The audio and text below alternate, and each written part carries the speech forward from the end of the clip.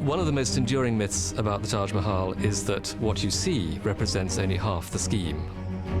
Across the Jumna River are some intriguing ruins made of bricks similar to those used to build the Taj Mahal.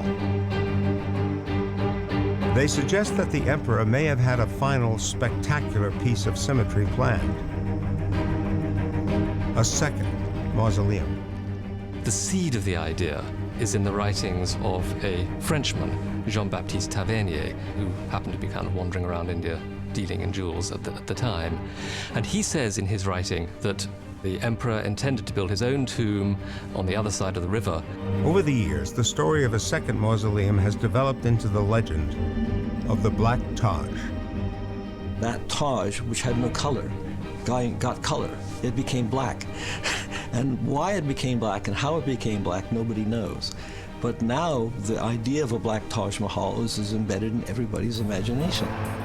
So widespread has the story of the Black Taj become that a team of Indian and American archaeologists decide to investigate further.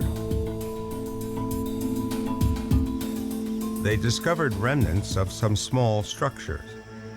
In the early 1990s, they found the remains of some collapsed buildings, Sanskrit buildings, all built with typical Shah Jahan architectural pieces.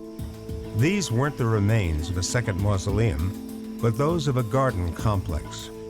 They found the remains of an octagonal pond with fountains and also some pavilions which indicated that, in fact, the area contained a garden rather than foundations for another mausoleum. They were the remnants of a Mehta Bagh, a moonlight garden. The width of the Mehta Bagh, which is marked by two octagonal little towers, precisely aligns with the width of the Taj terrace and garden, which also has towers. So it's not an accident these things were laid out with the river flowing in between. It was like the complex of the Taj extends all the way across the river. With water channels dividing the gardens into four, the Mehta Bagh reflects the original Taj Mahal gardens perfectly, providing yet more symmetry. It suggests that the Mehta Bagh was always meant to be an integral part of Shah Jahan's design. And perhaps the myth of a second Taj is not entirely without credence. The reflecting pool was enormous, 35 meters across.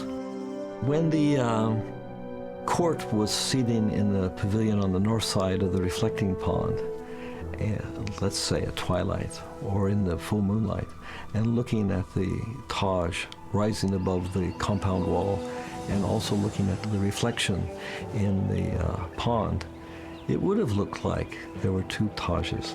There certainly was a Taj, the real Taj rising above, but there was also the shimmering Taj that was seen in the water.